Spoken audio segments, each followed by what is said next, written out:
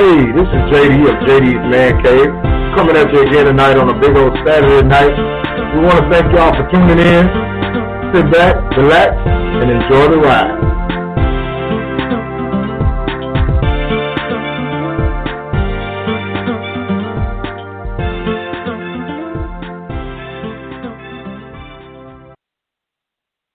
Hey, what's going on? It's your boy JD of JD's Mancave. We're sitting here tonight in hot Houston, Texas on a 4th of July Saturday. And it's been a hot one today, baby, here in Houston, Texas. I don't know where you guys are or where you listen to the show from, but let me tell you something. When Houston says it's going to be hot, it does not let you down. It is so hot outside. I saw the devil sitting on the corner eating a cool cup. So, yeah, it's hot. But we're happy to be here tonight in Houston. You know, just blessed to be here celebrating and enjoying this Saturday as we usually do.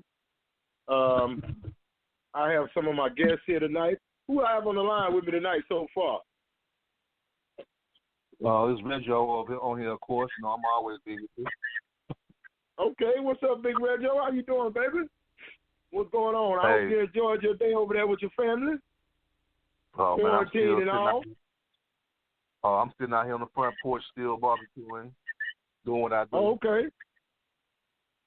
Well, there it is then, baby. Enjoy your day, that's for sure. Ain't nothing like good family time. You know, if you're going to be quarantined, you might as well be quarantined with the ones you love. Ain't nothing wrong with that, baby.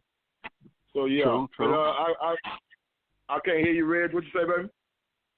I say that's true. Yeah. So I understand, baby. Yeah, me and the wife been sitting around chilling here at the house. I really can't stand that heat like I used to, so I stay my behind in the house. I'm a climate control type brother now. And me and this air conditioner got a mean love affair going on. Who else we got on the line tonight so far? Hello? Got another host on here. Who else we got? Mr. Hicks, Country Hicks. Oh, okay. Country, Kenneth Wayne. What's happening, baby? What's going on out there? That's brother Kenneth Wayne Hicks right there. He's our resident country boy. We're glad to hear you here tonight, brother, and appreciate you chiming in. I hope your day has been wonderful. I hope you enjoyed your family today, because that's what today has been all about, just enjoying each other, man. And we here in Texas, we got to be quarantined, so we may as well be quarantined with the ones we love and enjoy it. So I hope that's what's been going on for you, brother. For sure. Right. Okay.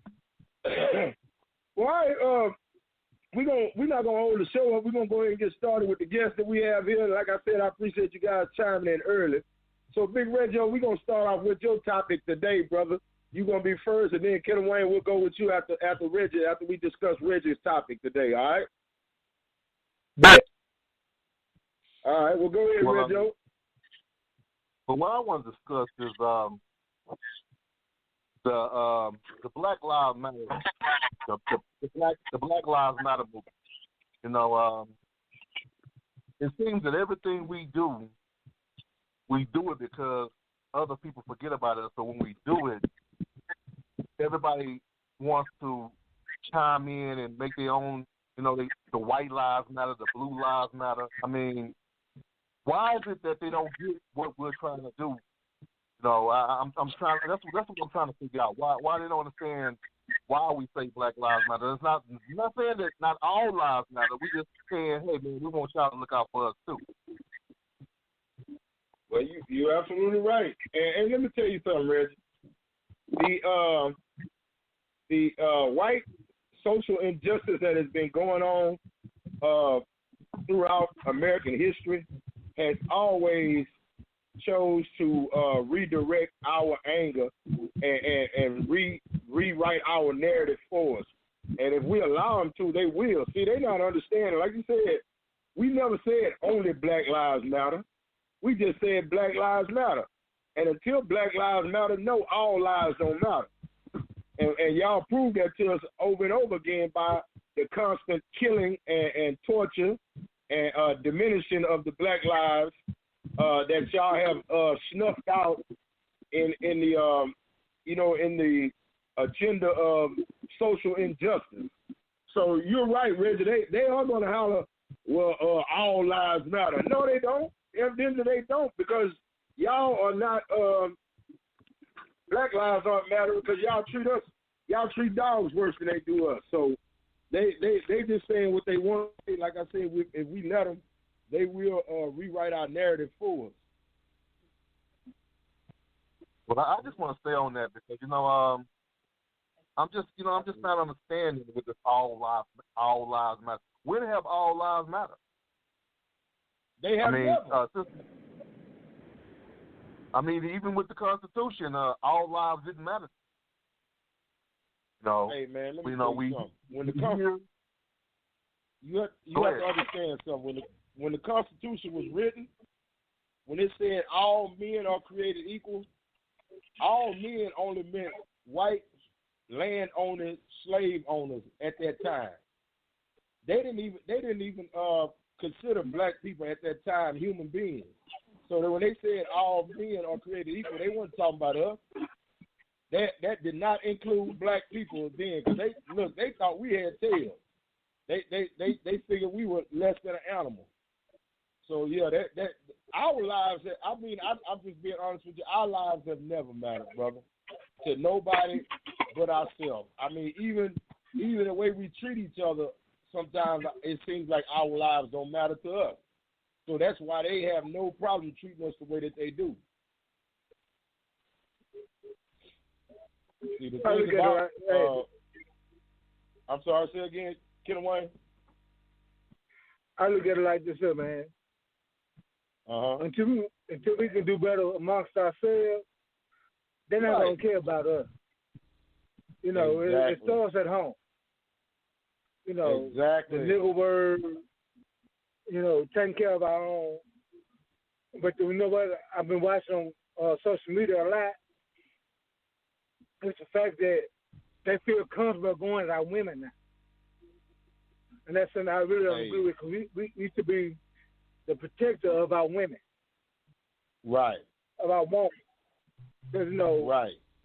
If you go back to the biblical days, we'll go back to the Garden of Eden. We already know black people are the original people, the original man. Exactly. Right. So, in the Garden of Eden, God created Adam and Eve. And Eve deceived, right? Right. So Satan get her the reap and turmoil ever since. But you know why that happened? Because we weren't there to protect her. Right. So I believe it had Adam been there to protect her instead of being off somewhere, we'd have been in a better place. But she still deceived God. And for as how I look at it now, we're deceiving God now by some of the stuff we do. And I've been a part of it, the gangsterism, as the ghetto boys will say. I'm an ex-gangster, gangster love. And I believe in murder, death, kill. But right now, say, man, my eyes have been open. If there's nobody to protect our sisters, who will? Because I guarantee you this. Yep. A Caucasian, he gonna protect her as long as he can get what's between her legs.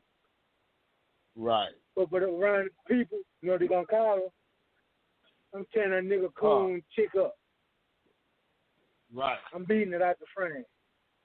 So it's up to us as black men, as the original man, to protect her. Because if we don't, won't nobody else will.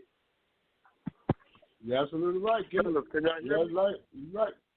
Yeah. What's up, KJ? You chiming in? Yeah. I was just listening. I just wanted to make sure y'all can hear me. Okay. What's up, Reverend KJ? What's happening, baby?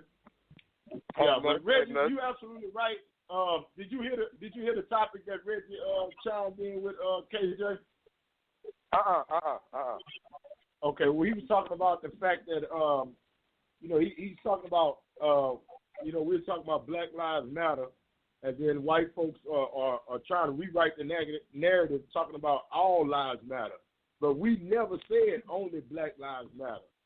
So, if we let them and allow them to, they have always rewritten our narrative for us and rewritten our own history. We don't stand up and chime in like we should as a black community. And Kenneth was talking about Kenneth Wayne was talking about us being responsible for the black sisters again, and standing up and start treating it, and that everything really starts at home with us treating each other right first. And his thing was, let's talk about black men supporting and standing up for black sisters. And I agree with exactly what both of these guys are saying. And like Kenneth Wayne said, it all starts at home, man. We want everything to be fixed from the outside, but really everything needs to be fixed from the inside first, because that's where the true problem lies, is inside our black community. We treat each other horribly. We try to mess over one another. We degrade black sisters all the time. Black sisters degrade each other. We just don't treat each other right. So we can't expect life to go right if we're not even willing to treat each other right. On that subject, JD, it's kind of hard to do what y'all are saying, because of the fact that even when we do it, the white man finds a way to bring it down. A prime example is Black Wall Street. I mean, you had a thriving community, everybody was doing good, but hey, man, they had to go and burn it down. Anything that we do without them is a problem. They don't want us to do it with them, but they don't want us to do it without them. Well, Reg, let me explain something to you too, man.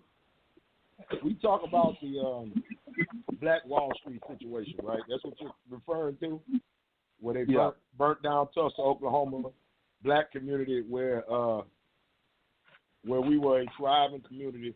But the thing is, Reggie, that's understandable. They burnt it down. We have had hundreds of years to rebuild it, and we have not taken the time and rebuilt it. So is that their fault? No, it's not. It's not their fault. We have affluent African Americans. We got millions of dollars on the NFL field. We got millions of dollars on the NBA court. We got millions of dollars on the baseball field. All of this is black society. We got millions of dollars in Hollywood. And no one has taken the time and organized and rebuilt Black Wall Street. So is that the white folks' fault or is that our fault as a people? Let's talk about that. You also got to think about the fact that JD, I'm listening. Hold on. JD. Yeah, talk to me. Say, that's our fault. Because we had the means now. You got all these people out there making more money than we've ever seen before. Right. They had the means to recreate Black Wall Street, but they don't. Exactly. Give me a quarter of what they have, and I will recreate Black Wall Street. You know why? Like I'm out here at Law Park right now with some of my partners I grew up with. Right. You know what I told them? My great-grandmother was born in Monroe, Louisiana in 1900. Right. My granny was born in Monroe, Louisiana in 1932. Look, hey, Kenneth Wayne, you sure we ain't family? That's where I was born in Monroe, Louisiana. Shit, I got family from Monroe and Alexandria. Yeah, well, I was born in Monroe, Louisiana in 1969. Okay, go ahead, Kenneth Wayne. Right. And my big mama was born in Willis, Texas in 1929. So the stuff that they went through, because of my background, I couldn't vote till I got off the road. Right. But the first time I voted was so Barack Obama became president. But my thing was, not I get into it a lot of people on Facebook, and they said, well, man, Barack was nothing for it. But black man, have you known? It's a white man was going to let us do anything for it. That's why it's up for us to own our locals. Let me let me say something real quick, man. Hold on. Huh? Say again? I said, hold up. Like our local election. Y'all just said y'all re-elected Turner, right? Right. Decent male. But it's the local election that really counts. Washington affects us in about 5%.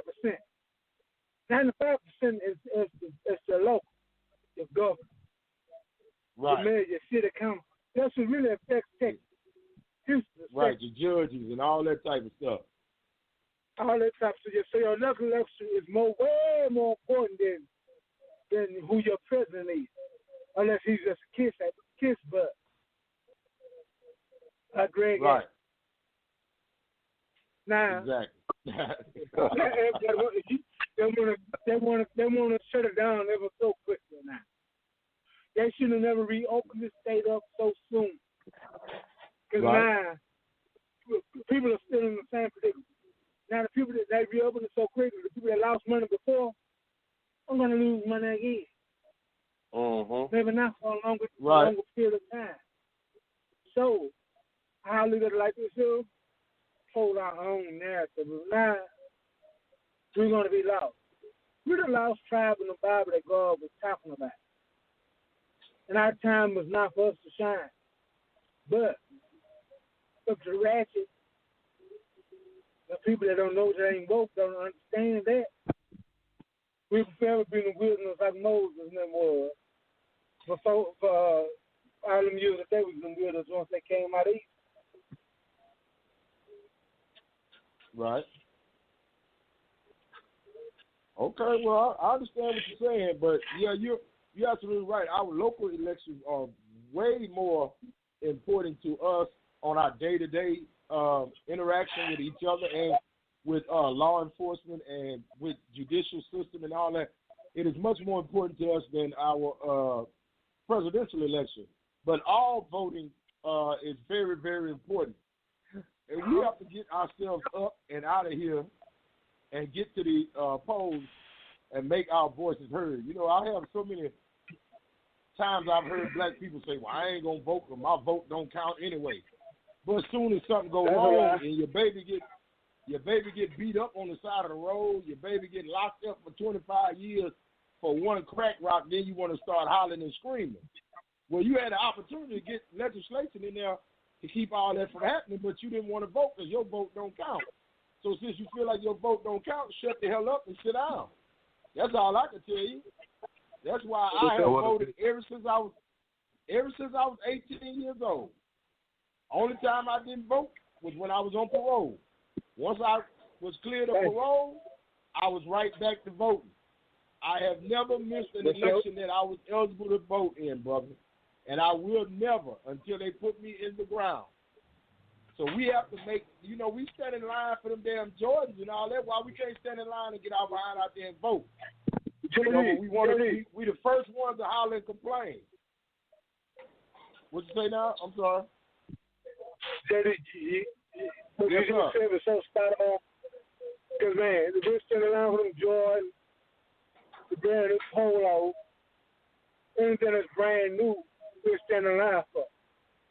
So, right. Today I got off the road. I was coming out the office, right? And get my voter's registration card, my parole certificate. I was the happiest brother on earth. You know why? Because I remember when my grandmother went to those. Right.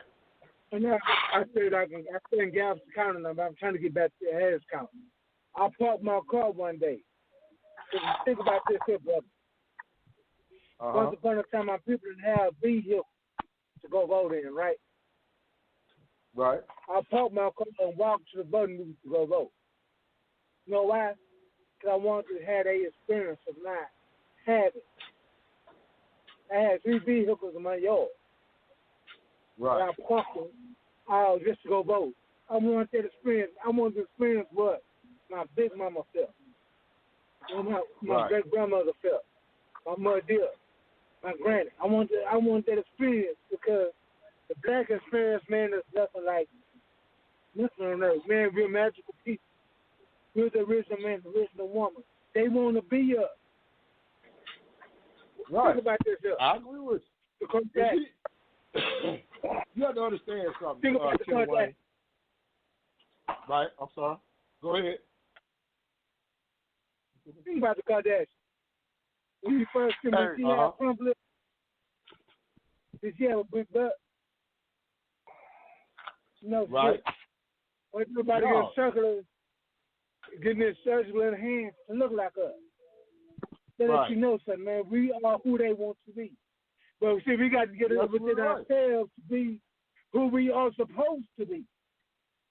Right. Now, I'm not going to say there's going to be some humps, bumps, trials and tribulations along the road. But you got to accept that.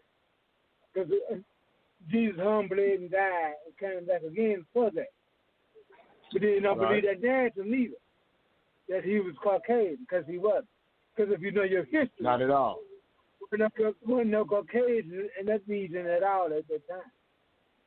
Exactly. Because see, at that time, I'm not going to go that far, but we just know one no Caucasians in that area at that time when Jesus walked the earth for them 30 plus years. He humbled and died.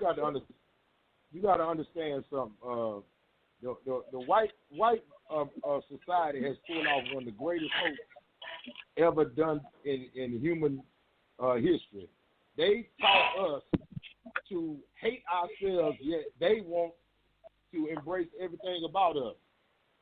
But they also teaching us at the same time to hate our culture and not embrace it, and to try to adhere to their culture to be accepted. But the thing is, they want to be part of our own culture too.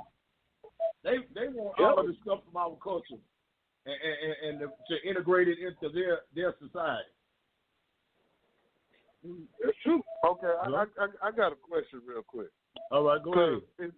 If you genuinely believe what you just said, why does so much blame on this platform get placed on black people?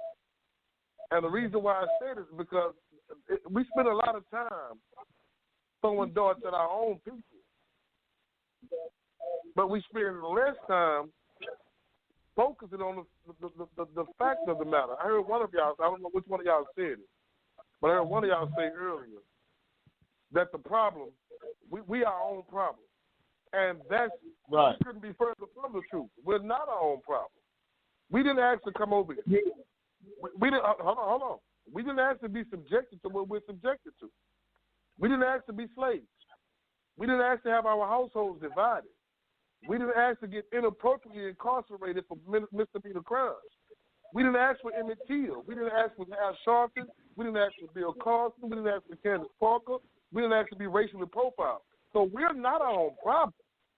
Now, what we are, ultimately, if we can come together as a collective, is our own solution. A lot of what we've been subjected to contribute to how we act today.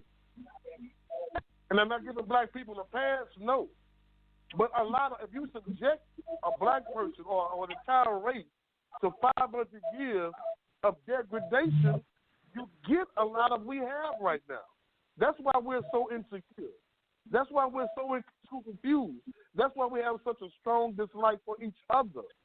The problem isn't us. We're not our own problem. We didn't start our problems. Our problems started with white people. So let's at KJ. some point. KJ, hold on, KJ. No, you hold on. I gave y'all the platform. I'm gonna let you finish. Go ahead. At some point, can we acknowledge the fact that, yes, we as black people have problems? We do. But can we also at some point stop putting the total of the majority of the blame on us? Because they are the problem. We are the solution. Have the same energy against them that you have against us. Well, you can't have the same energy against them that they have against us. We are not in control of society. First of all, let's talk about that. Second of all, you can make up excuses all you want to. We got to start getting better right now in our own society. That's where it has to start. We can just blame outside forces all you want to, and they ain't gonna never help your ass. So you can blame all the outside forces you want to, but until you start cleaning up in your own house and get stuff together, let me explain something to you, KJ. I always hear guys talk about. You can't explain it to me. Hold up. You can explain it to yourself. You can explain it to me. See, that's your damn problem right there. It ain't nobody explain it might be. That's because you were explaining to a black man, but you. Okay, all right. KJ, Hey, fellas. Let me explain something to y'all. KJ. Let me explain. Okay, well, I'm not explaining it to KJ. I'm explaining it to the radio land. Put it like that. Since he's so damn offended. But the thing is, let me explain something to you, man. There is no way in the world I get tired of hearing young brothers in their 30s, 20s, 30s, and 40s, and even 50s holler about the white man holding me down. Ain't no damn white man assigned to your black ass. You holding yourself down, sitting around on your ass doing nothing. That is not a white man holding you down. If you get up and do something, then nobody will hold you down, brother. I don't care what nobody. Let me tell you something. I was at the store today this morning. I'm just going to give you an example. I'm at Walgreens up here on the corner of OST and Scott. Going to pick up some medication from the pharmacy. Come to find out the pharmacy closed on 4th of July, so don't y'all go no more. But that's my dumb behind. I didn't know. But anyway, you up here at the pharmacy at 9 o'clock in the morning with a nice unit on, with a $100 pair of Nikes on your feet, standing outside. You 20-something years old, and maybe early 30s, late 20s, early 30s. Well dressed, brother. You know, physically fit looking, and you standing at the Walgreens door begging at 9-something in the morning. What in the hell is going on in your life, brother? When do we take responsibility for stuff like that, KJ? Who is holding his ass down? We could all. Okay, y'all go ahead. Somebody explain something to me. We could all point to individual instances to prove our point, and that's basically what you're doing now. We can all point to the nigga standing on the corner that's begging. We can all point to the cat that's sitting on the couch, his wife got a job and he not working. We can all point to points that are going to confirm our position. And again, I'm not making excuses. I'm not giving us a pass. I'm not giving us a pass. But don't get it twisted. I'm not saying I'm not holding black folks accountable. That's not what I'm saying. Right. What I am saying is stop making it seem like black folks asked for this, because we didn't. We have a solution. When I say we, I'm talking about black people. We have a solution, but don't paint the picture like we put ourselves in this position, because we didn't. That black man that you just talked about, that's a certain level of insecurity that goes along with that. And that's a byproduct of what black folks have been subjected to. Case in point. What do you mean a level of insecurity? I had a conversation the other day about making I want to know. Help me understand what you're saying when you're talking about there's a level of insecurity that go along with that. What, with being lazy and begging somebody? You said it yourself earlier. You said it yourself. We were made to hate each other. We've been programmed to hate each other. That's insecurity. KJ. Wait a minute. What the hell that got to do with him begging? KJ. Brother, if you don't know what I'm talking about, then I might as well just be quiet. KJ. Well, I'm trying to get you to explain it to me. KJ. Go ahead. Go ahead, Kenneth. JD, JD, I'm gonna hit you, son. Talk to me. Say, man, once we out here on our own free will, no. The media that's controlled today on our stories that we have to be told for the good of us, no. So the thing that goes on with us, we have very little control of. Now, I have an uncle that works for the government. He's retired. He's a motherfucker within the government. He's hit me to a lot of shit. I have a lot of intel on what's going on. So I'm going to tell you like I said, A lot of things that present us right now smoking music. There's a lot of shit going on that we don't know about. That I know about. But I never divulge that because I don't want to get them fucked up. But I'm going to tell y'all like this here. America never cared about the black man. So, anyway they can, they're going to switch up the narrative to make it their point, their reason, their why. So, when you say that we're talking down the black man, no, I'm not talking about down the black man. I love the black man. I love my black people. But we as a people have to start doing better. Including myself, 'cause I still fall short of time. There's some thoughts that enter my head, I'm not going to lie. God wouldn't be pleased with it. Because the people I work around. Right. Some people I build around at times. But, think of it is, KJ, there's no such thing as a perfect people. We are the, get this in your head. We are the original people. Everything we've had been stolen from us. So the anger that we feel, we should feel. Imagine somebody breaking into your house and you couldn't really do nothing about it. Years later, you find out who broke into your house. And you still can't do nothing about it because the powers that be control them and they control you to a certain point. And if you do something about it, you be locked away from your family and your kids for a long time. So it's like you're a sheep been led to slaughter, but you can run from it, but eventually you'll be killed. That's us as a black person. We was taken from our land. Give them false saying. My last name ain't Hicks or Key. Get I don't away. know what my name is. Get away. Yeah. Let me tell you something real quick, bro. I don't disagree with nothing you're saying. And honestly, I'm not disagreeing with everything JD's saying. I don't want y'all to get to get from this that I'm saying white man, and not black man. I'm not saying that. I agree 100% with what you just said. And I agree with what JD's saying to some degree. What I'm saying is the focus appears in large part is niggas don't do this. Niggas don't do that. We can't this, and we want that, and we not this. And I understand that.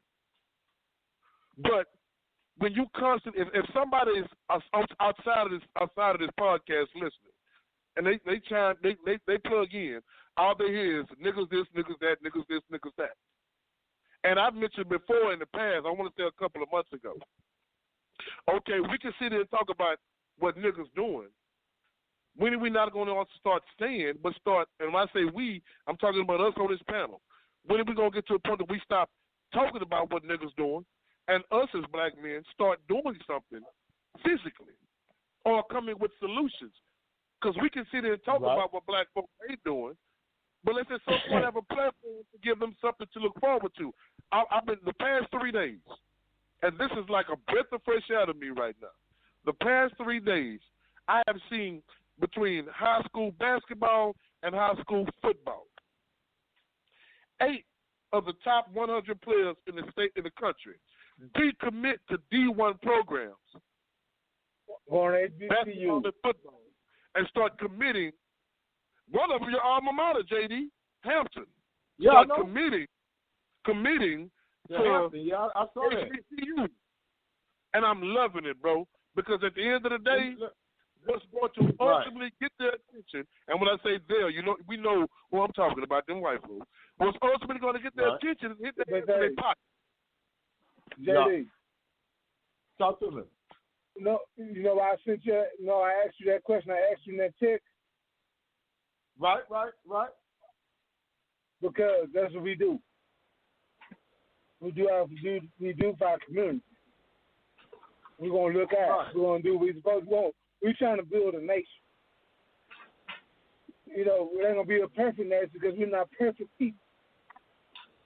You see what I'm saying? Yeah, so all I'm trying to say is this here. But we got to look at ourselves. Go ahead. I'm sorry. Go ahead. So all I'm trying to say is this, JD.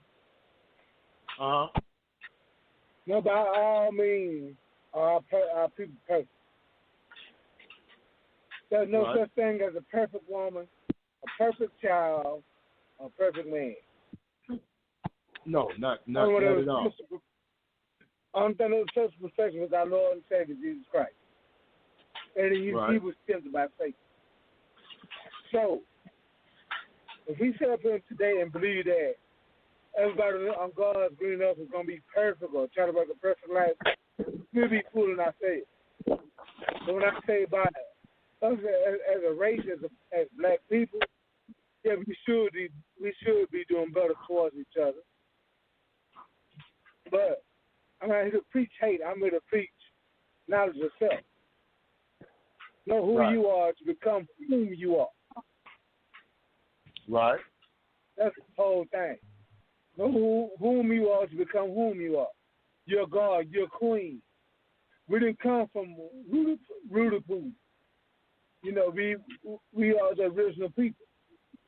But we had to go through things to become who we are. Trials of tribulations, you know, hey, that's something we're going to go through too. God call us home. Because I'm pretty sure everybody still have to get that little sip on. Yeah, if you can even get the puff on, I ain't got nothing against that. But my thing is this. Don't judge, don't critique. Just love one another, man. And that's this world is missing today, love. Right. We don't love each other. This is my thing, Kenneth Wayne. As black people, we have to understand, first of all, where our history as Americans started. We were brought here to the United States as property. We were a commodity, just like anything else, tobacco, sugar, anything else that they brought over here on these ships. We were brought as a commodity to work and build America. And then for us to understand what our history is that we were forcibly taken from being a commodity to they want to change us to just regular citizens. But you have to understand that we're in an America that was never designed for us to be regular citizens. You know what I'm saying? We were not brought here to be citizens of the United States. We were brought here just like any other piece of property, any other tool, any other commodity. So now we've been forced to stay here and fit in, and we think that they're going to treat us like we're regular American citizens. They are not. We are going to have to take our rights. They are not going to give them to us. That's just not going to happen. And the only way we can take our rights right now is through voting, through our changing legislature, getting people in there who have the black agenda in their mindsets, and quit letting these racist laws and governments thrive in the United States, because we will never ever be put on an equal playing field if we allow that to keep happening. It's not. And we have to understand, as black people, our history does not start with slavery. Like you said, when we were in Africa, we were kings and queens and warriors and everything else. But see, when we're taught black history, we're taught from the aspect of slavery. And they teach us slavery like they want us to be slaves again. They always do that. Every time. And when you have that mentality and that type of social programming being done, you will have a defeatist attitude with all your learning. So that's where I am with that. Anybody else got something they want to say about this? If not, we'll move on to something else. Hey, who all on it? Me, you, JD, and Kenneth Wayne? Yeah. Bobino ain't chimed in yet. Okay. I'm here, KJ. Who that? Yeah, Reggio here. Oh, okay. My bad, Reggio. Yeah, I can't get a word in. I'm here, man. I'm here.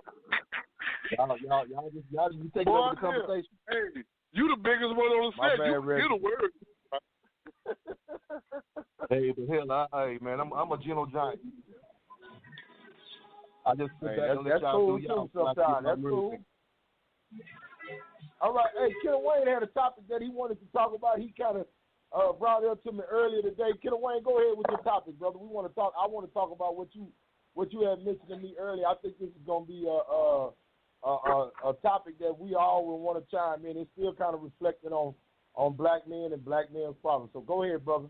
Bring up your topic.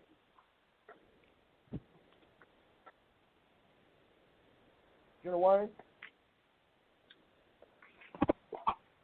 Hello? Yeah, I don't know what happened to Kenneth Wayne, but he had a topic that he wanted to talk about. I guess we'll get back to him. KJ, you got any kind of topic you want to bring up? Well, I actually wanted to ask y'all, especially the both of y'all having been, I went to HBCU. I played at the HBCU, and both of y'all did. How y'all feel about that, what I mentioned earlier about some of these youngsters committing to HBCUs as opposed to Texas and Michigan and Duke and all that?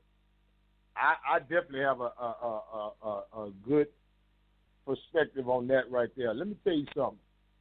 Those HBCUs need those young cats who are those prime athletes to come to their programs, because what that does is that puts the spotlight on that school, and that will make revenue come, television revenue, because people are going to want to see those guys perform. Yes, sir. And when they want to see them guys perform, they're going to be able to sell television rights and bring money to those universities.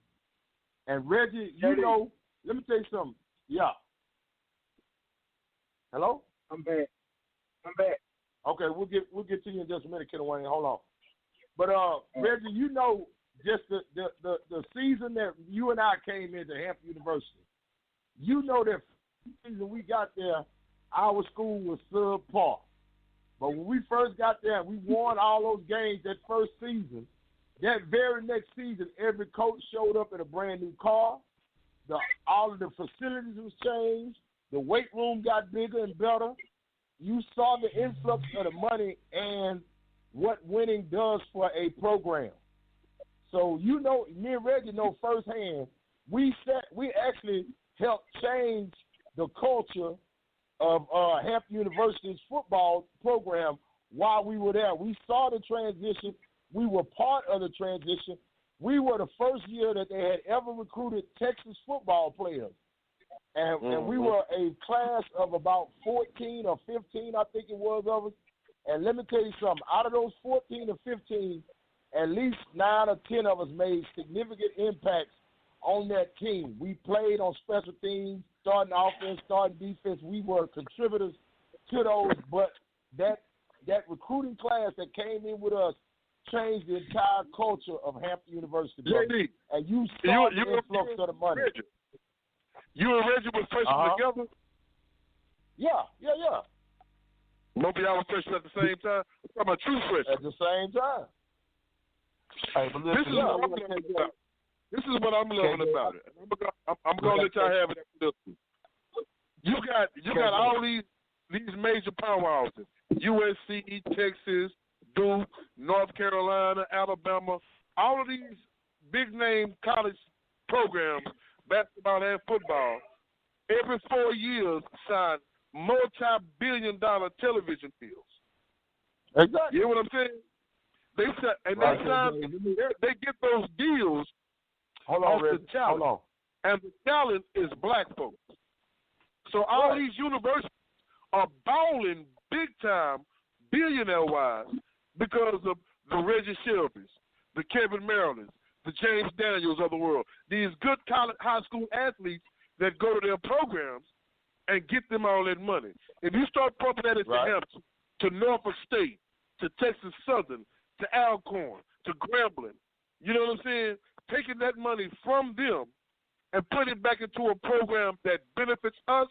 If I'm one of the persons that's over the HBCUs, next week, my first question, when I get a think tank together of the presidents of the HBCUs, my first question is going to be, what do we need to do to prevent the counterattack? Because them white folks going to come. When they start losing all that money, they're going to try to figure out some way to keep them brothers from going to them HBCUs. Because ain't nobody trying to see a bunch of understanding white boys on the football field or basketball court. So they're going to try to find a way, like they did Black Wall Street, to take that away from the black people. So that's what the thought process needs to be now. But that's all I want to say on it. Right. Now, what were you saying, Reggie? Let me chime in real quick on that. See, my Diane, JD, my Aunt Diane, she ran a construction and stuff for Prairie View, right? She's a Prairie View and now her Uncle Kong. Cornelius, hey. The thing over there is, hey, somebody turn that music off in the background or something, man, or mute your phone. We don't need to hear that on the radio. Yeah, what you saying, Kenneth Wayne? My Diane graduated from TV Prairie View, right? Right. So I'm on Cornelius. The thing of it was, man, I set up on that campus a lot. There's a lot of pride and history up there. Right. And that thing was like how he's talking about you know and all this other stuff. And then she's the architect. Now Cornelius, I don't want to get into what he do because shit. I'm gonna leave that alone. All right. For the go. Move on then. Let's go.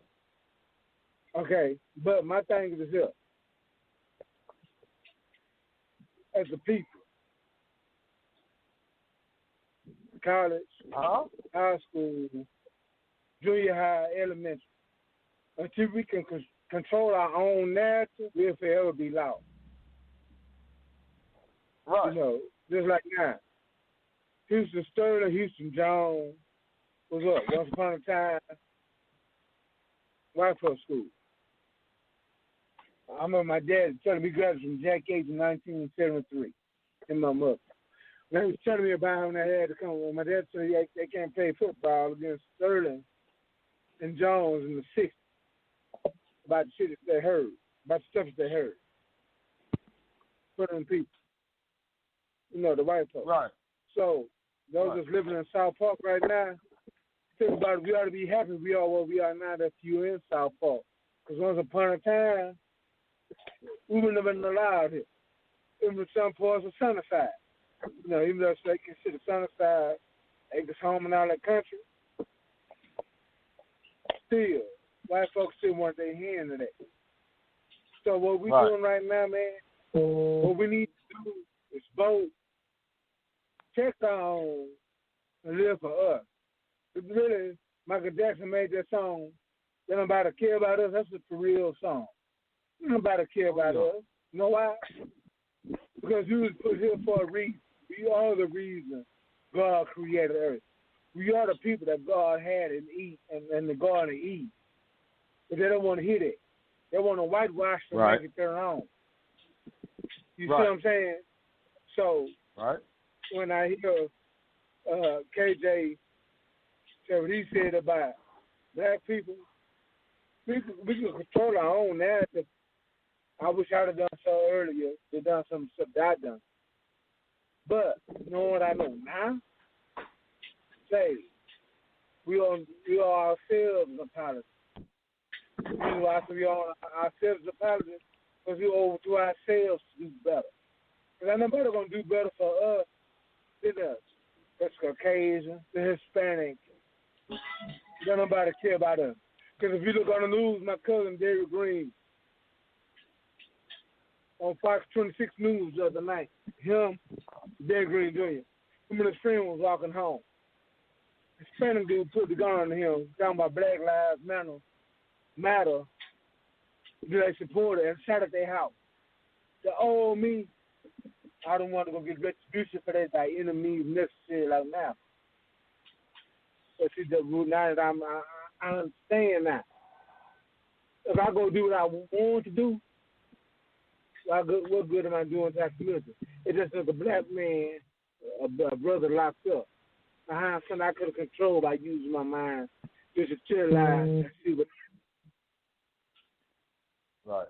So, if that big, we control our own narrative. We can't let them control our narrative. You're right. I hear you. let me see what Reggie was trying to chime in on as far as the black athlete. I want to hear what he had to say. Go ahead, Reggie. We only got like 10 minutes left. First of all, I like the fact that top prospects are going to all these black colleges, and because I always wanted to go to a black college, that was my dream. But exactly. The only thing I didn't like about going to a black college, and is what they really need to change. And I know at the time when I was going, they did what was explained to me. The coach was doing what was best for the team. Is when I'm on a scholarship, right? If I'm on a scholarship, you pay for everything. That means nothing's coming out of my pocket as far as, paying for my education, paying for my books and all that, paying for my food, my room and board. You're on scholarship. Right. I was saying I was on scholarship, but when I got there, the financial aid that I was getting because of the situation I was in, being from a poor family, of course I qualified for financial aid. I didn't get none of that financial aid. My cousin, on the other hand, was going to A&M. All the money he got from financial aid went in his pocket, so they helped him while he was there. I didn't have no help. Being my family was poor. I couldn't do certain things. I had a hard time even washing my clothes. If I didn't have a girlfriend that had her own spot and her own car, there's a lot of things I wouldn't be able to do. So, like I said, I'm all for a black, a top black prospect going to, all these black colleges, but I just want these black colleges to get it right. Make sure you take care of these brothers. You know what I'm saying? Because you're right. You're absolutely right. You know what I'm saying? I sacrificed, for my own financial aid. Like I said, if I had kept my financial aid in my pocket, man, I probably would have still, things could have been a whole lot different for me. I'm not complaining about it, you know what I'm saying? But that was my truth. I didn't get to see I didn't know my financial aid was supposed to go in my pocket because they was taking it and spending it on part of my scholarship. That was part of my scholarship as well, which to me, that wasn't a full scholarship. Not the way I look at it. Right. I don't know if they were doing that to you, JD, but they was actually doing that to me. So they took part of my financial aid. Well, they took all my financial aid and paid for certain shit, whatever they paid for. I don't know. I mean, I wasn't, apprised of what they were doing with the money, but we weren't always privy to the administrative side of the money, Reggie. They weren't gonna let us see all that. That's for sure. KJ.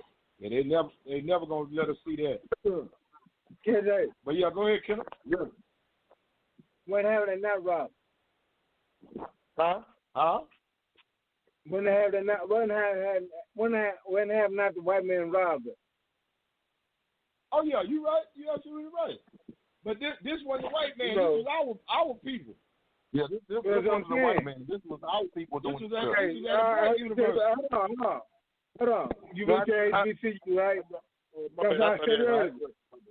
That's what I said earlier. We could be our own worst enemy.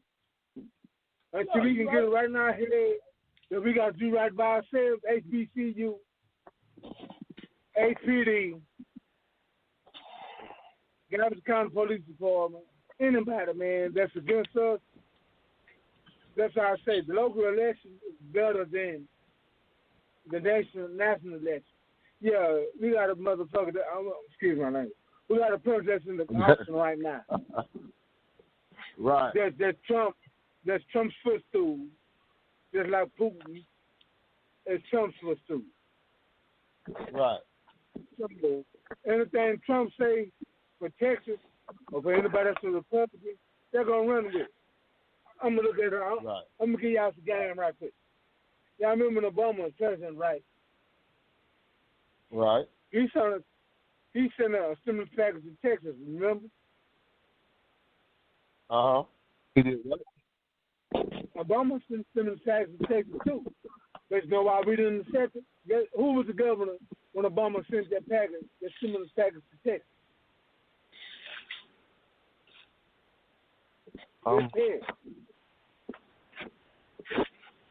But you know, y'all ever heard of Perry Home? Look up Perry Home when you get a chance. Did you know where your stimulus money went? This kind of goes back to what I was saying earlier. We picking isolated incidents to prove our point. I could sit there and say Obama was Ku Klux Klan. And I could come up with some situation that would confirm it to y'all. So, I mean, one or two incidents don't confirm it. No, you can't make me believe that. You can't make me believe that. First of all, they ain't going to allow Obama's dark skin in no Klan meeting. You got to be crazy. We need more than one situation to make a proof a point. I understand, but you going to the extreme or something. I'm trying to go home and find this article that they said one of the top Republicans when he was in office, they said it wasn't about his politics.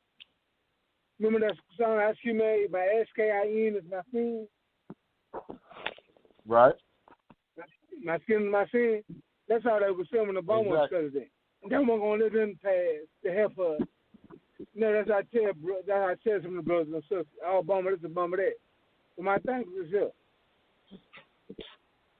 When has there been a time where there's been one person that has been allowed to help us get along to be better? Jesus, thank you. Every time we try, somebody blacks and accuse the person. But you got to understand something. No one person is going to change the entire system that has survived for decades, for centuries. No one person, no one incident is going to change that. Just the way the system has been in place, we have to change and implement a new system that will stay in place and change our thinking and the way that we're treated amongst one another and amongst society. We're gonna have there's going to be an implement societal change that has to happen, and we are too divided as a people right now. We don't have not one leader that has stood up and came forward. Jenny, and I dig everything you said. And I'm 100 with that. And everything you just said, I agree with that 1,000,000%. And then that's what I'm not trying to say. How can we get better as a nation of black people if we can't get better amongst ourselves? Right. Exactly. Well, I believe that the numbers of people being killed. We have to start with the first thing you said, self. We have to start with each individual first, trying to get himself together, and then start to take responsibility of what he has done for and to himself and the situations he has put himself in. And until we stop trying to blame other people and holler about outside forces causing so much influx in black America, we have to understand the inside forces that have caused all the problems. Yep. Yeah, so look here. Right. We got 90 seconds left on the air, man. We have to start somewhere, man. That's all I can say is I appreciate you, brother. That's it right there, Big Homie. That's it right there. We got to start somewhere. Yeah. We got to start somewhere. But look. JD. Like I said. Go ahead, baby. When you go in that middle of the night before you go to bed, look at yourself and see if you can be better than what you've done.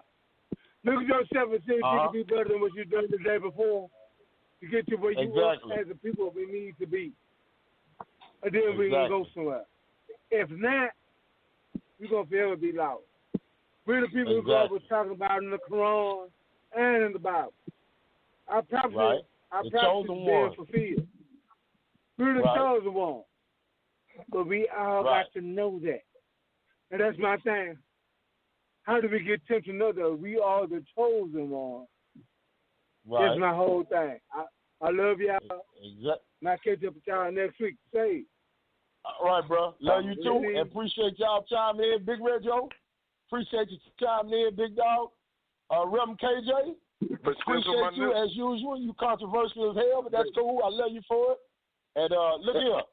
We going to get back together, y'all. Y'all brothers stay strong, and let's get started making this thing change, man. So love y'all, and see y'all next week.